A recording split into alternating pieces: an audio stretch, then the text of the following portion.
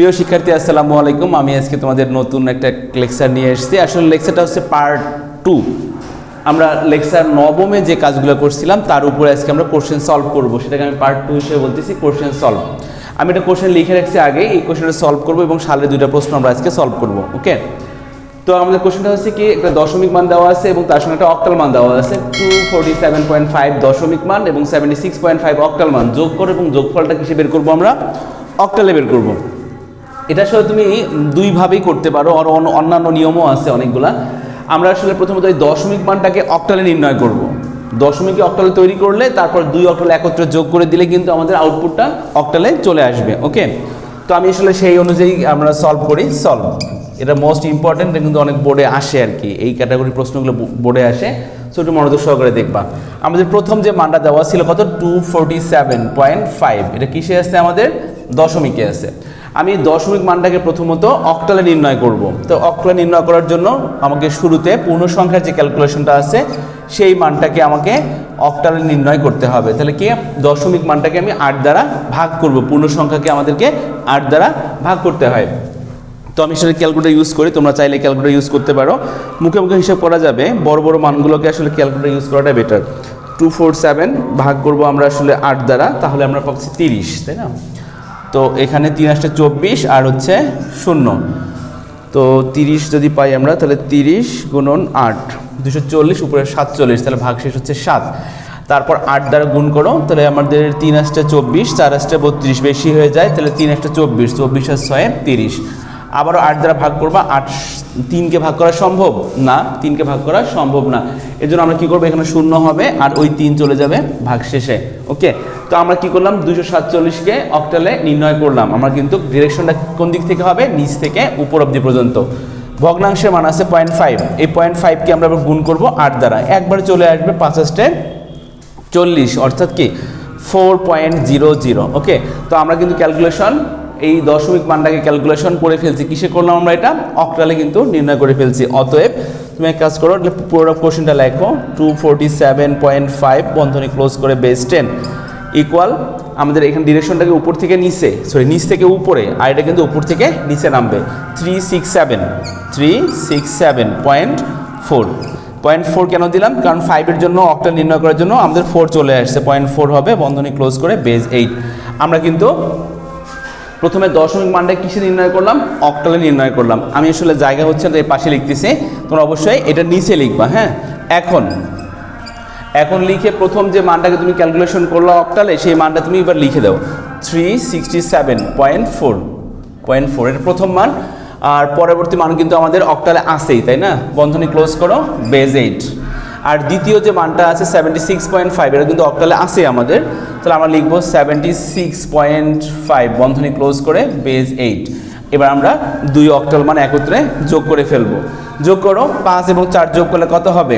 9 হবে, তাই না? 9 কিসে যোগ করলা তুমি? এটা দশমিকে যোগ করলা, কিন্তু আমরা এটা অক্টালে নির্ণয় করার জন্য ওই মানটা থেকে অক্টালের বেসটা বাদ দিব, অর্থাৎ 9কে 8কে বাদ দিব।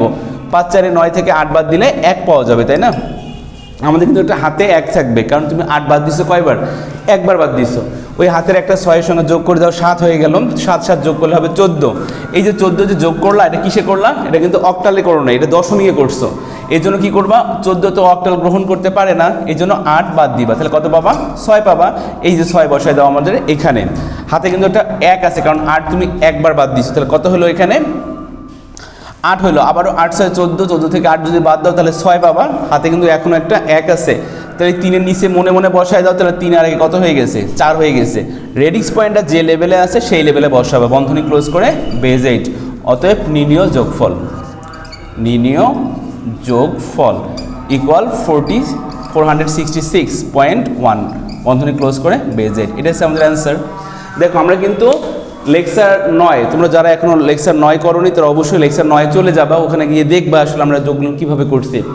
বোর্ড পরীক্ষায় প্রশ্ন কিন্তু এরকমটা আসবে। আমরা যারা যোগ শিখছি, অক্টাল টু অক্টাল যোগ, তারই কিন্তু আমি একটা কোশ্চেন সলভ করে দিলাম।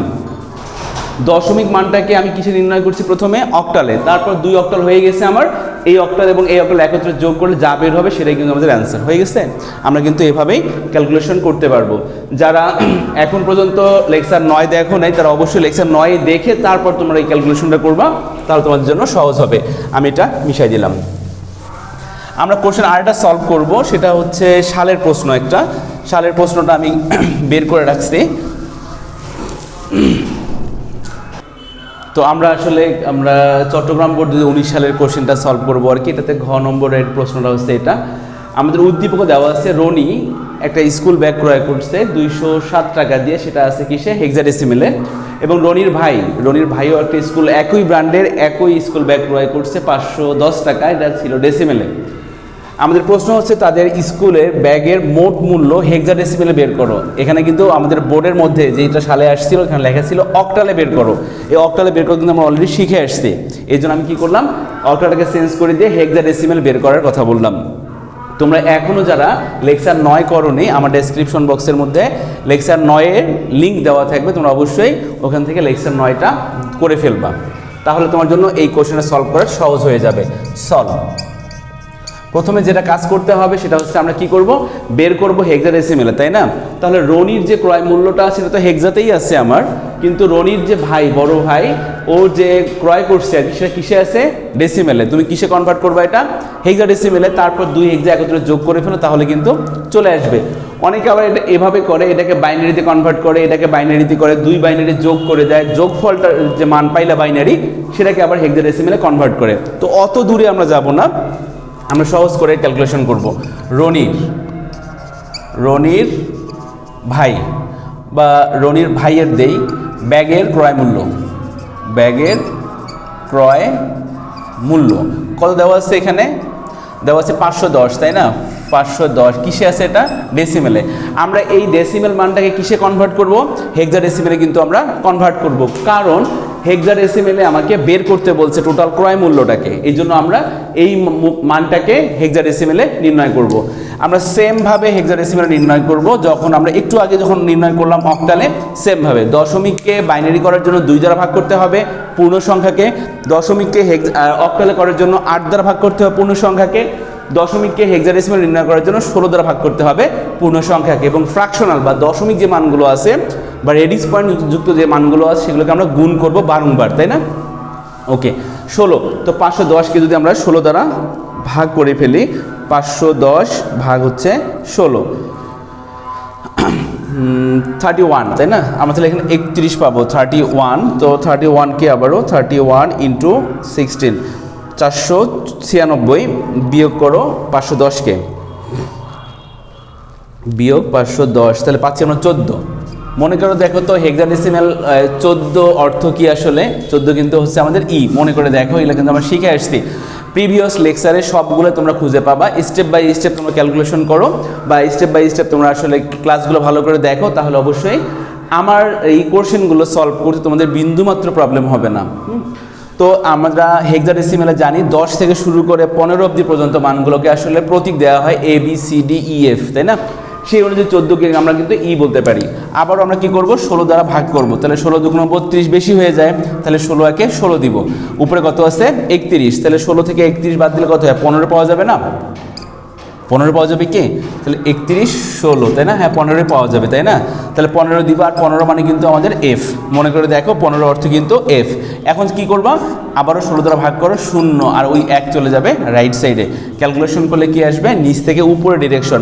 এই ডিরেকশনটা কিন্তু তোমরা অ্যান্সারের মধ্যে না লিখলে কোনো প্রবলেম হবে না, তবে আমি চাইবো তোমরা অবশ্যই ডিরেকশনটা দিবা না, দেওয়ার কোনো দরকার হবে না।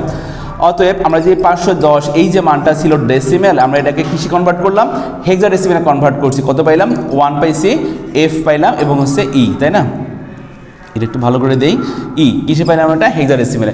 এখন তুমি কি করবা, রনির যে ক্রয় মূল্য ছিল এবং রনির ভাইয়ের যে ব্যাগের ক্রয় মূল্য ছিল, 2 ক্রয় মূল্য একসাথে যোগ করে দাও, আউটপুট কিন্তু আমরা হেক্সাডেসিমেলে পাবো। এখন কথাটুকু লিখতে পারো যে রনির ব্যাগের ক্রয় মূল্য কিসে আছে, এটা হেক্সাডেসিমেল কিন্তু আছেই আমাদের, 207, বন্ধনী ক্লোজ করে 16, রনির ভাইয়ের, তাই না, ব্যাগের ক্রয় মূল্য কত পাইলাম আমরা এখানে, 1 এফ এবং হচ্ছে ই। তোমরা আসলে যে কাজটা করবা এইখানে বরাবর লিখবা, ঠিক আছে, অঙ্ক টু অঙ্ক বরাবর লিখবা, তাহলে তোমার জন্য যোগ করতে সুবিধা হবে। হ্যাঁ, আমরা এবার যোগ করে ফেলি। ই বলতে কত? ই বলতে কিন্তু আমাদের 14, মনে করে দেখো, আর 7, তাহলে 14 আর 7 যোগ করলে কত হবে? 1 21, তাই না? 21 যে পাইলা তুমি, যোগ করার পর কিসে পাইলা? এটা ডেসিমেলে পাইছো, কিন্তু তুমি হেক্সাডেসিমেলে যোগ করো নাই এখনো, কারণ হেক্সাডেসিমাল 21 সরাসরি গ্রহণ করে না। তোমরা কি করবা? যেটা যোগ পাইলা, যোগফলটা 16 দ্বারা বিয়োগ করে দিবা। তো 16 দ্বারা বিয়োগ করলে কত হবে? উপরে আছে 1 আছে 5, তাই না? 5, হাতে রয়েছে 1 মিলে গেলে 2 শূন্য, অর্থাৎ 5 আসতেছে আমার। সো এই 5 বসবে এখানে। কারণ বাদ দিছো কেন? কারণ হেক্সাডেসিমাল কিন্তু 21কে সরাসরি গ্রহণ করে না, এই জন্য হেক্সার যে মানটা আছে সেই মানটা থেকে তুমি বাদ দিলা, মানে বেসটা বাদ দিছো, দেখো 5 পেয়েছো, 5 বসাই দিছো, একবার বাদ দিছো, ওই জন্য হাতে একটা 1 থাকবে, তাহলে এফ বলতে 15, আর এই একবার যোগ করার কারণে কত হয়ে গেল? 16।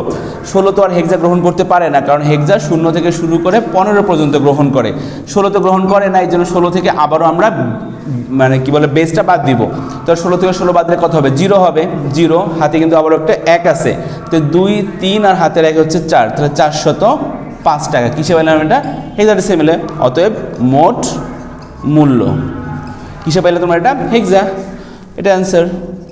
ওকে, দেখো আমরা কিন্তু সহজ করেই কিন্তু আমরা হেক্সাডেসিমেলের যোগটা শিখে আমরা একটা ক্যালকুলেশন করলাম। এটা কিন্তু বোর্ডের প্রশ্ন, ক্লিয়ার?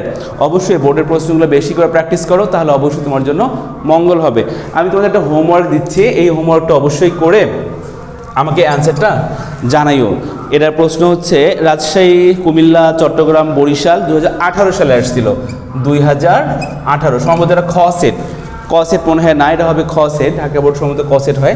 যাই হোক, রাজশাহী, আবার বলতেছি, রাজশাহী, কুমিল্লা, চট্টগ্রাম এবং বরিশাল এই 4টা বোর্ডে আসছিল 2018 সালে।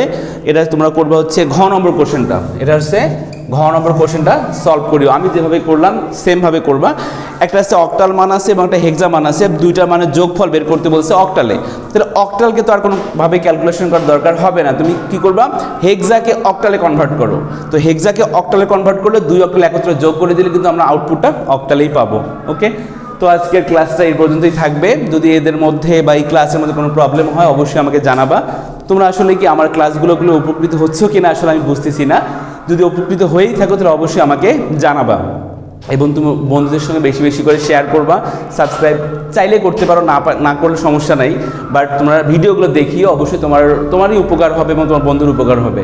আজকের ক্লাসে এই পর্যন্ত থাকবে। ভালো থাকো, সুস্থ থাকো, আল্লাহ হাফিজ, আসসালামু আলাইকুম।